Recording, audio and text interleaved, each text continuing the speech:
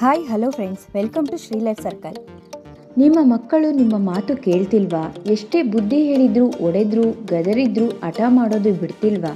ಹಾಗಾದರೆ ನೀವು ಈ 3 ಟಿಪ್ಸ್ನ ಫಾಲೋ ಮಾಡಿ ನೋಡಿ. ಮಕ್ಕಳಲ್ಲಿ ಹಠ, ಕೋಪ, ಮೊಂಡುತನ ಕಡಿಮೆಯಾಗುತ್ತೆ. ಈ ವಿಡಿಯೋ ನೋಡೋಕ್ಕೂ ಮುಂಚೆ ನೀವಿನ್ನೂ ನಮ್ಮ ಚಾನಲ್ನ ಸಬ್ಸ್ಕ್ರೈಬ್ ಮಾಡಿಲ್ಲ ಅಂದರೆ ಈಗಲೇ ಸಬ್ಸ್ಕ್ರೈಬ್ ಮಾಡಿ. ಹಾಗೆ ಪಕ್ಕದಲ್ಲಿರೋ ಬೆಲ್ ಬಟನ್ ತಪ್ಪದೇ ಪ್ರೆಸ್ ಮಾಡಿ.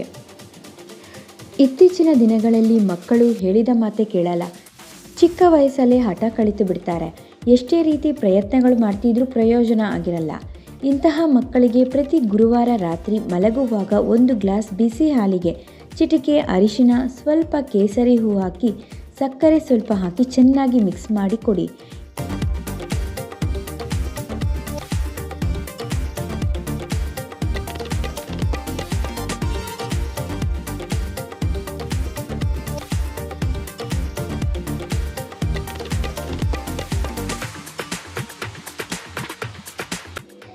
ಹಾಲನ್ನು ಈ ರೀತಿ ಕುಡಿಯೋದ್ರಿಂದ ಮಕ್ಕಳು ಹಠವನ್ನು ಕಡಿಮೆ ಮಾಡ್ತಾರೆ.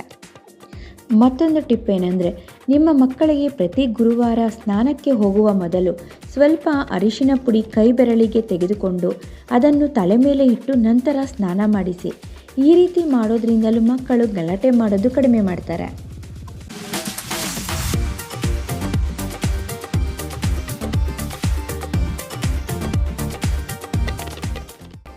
ಇನ್ನು ಕೊನೆಯ ಟಿಪ್ಸ್, ನಿಮ್ಮ ಮಗು ಗಂಡು ಮಗುವಾಗಿದ್ದರೆ ಕೊರಳಿಗೆ ಬೆಳ್ಳಿ ಡಾಲರ್ ಜೊತೆಗಿನ ಕಪ್ಪು ದಾರ ಕಟ್ಟಿ, ಇಲ್ಲದಿದ್ದರೆ ಕೈಗೆ ಬೆಳ್ಳಿ ಕಡ ಅಥವಾ ಸೊಂಟಕ್ಕೆ ಬೆಳ್ಳಿ ಉಟ್ದಾರ ಹಾಕಿ.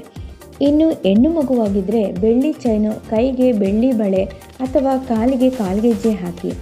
ಬೆಳ್ಳಿ ಮೈಮೇಲೆ ಇದ್ದರೆ ಚಿಕ್ಕ ಮಕ್ಕಳು ಗಲಾಟೆ, ಹಠ ಮಾಡೋದು ಬಿಡ್ತಾರೆ ಎಂದು ಹಿರಿಯರು ಹೇಳುತ್ತಾರೆ. ನಿಮ್ಮ ಮಕ್ಕಳು ಸಹ ಹೇಳಿದ ಮಾತು ಕೇಳ್ತಿಲ್ಲ ಅಂದರೆ ಮೊದಲಿನಿಂದ ಆಚರಿಸಿಕೊಂಡು ಬಂದಿರೋ ಈ ಟಿಪ್ಸ್ಗಳನ್ನು ಫಾಲೋ ಮಾಡಿ ನೋಡಿ.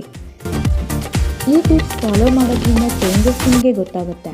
ಹಠ, ಗಲಾಟೆ ಮಾಡದೆ ಪ್ರೀತಿಯಿಂದ ಎಲ್ಲ ಅರ್ಥ ಮಾಡಿಕೊಳ್ತಾರೆ. ಈ ವಿಡಿಯೋ ಮತ್ತಷ್ಟು ಪೋಷಕರಿಗೆ ಶೇರ್ ಮಾಡಿ, ಹಾಗೆ ಲೈಕ್ ಮಾಡಿ.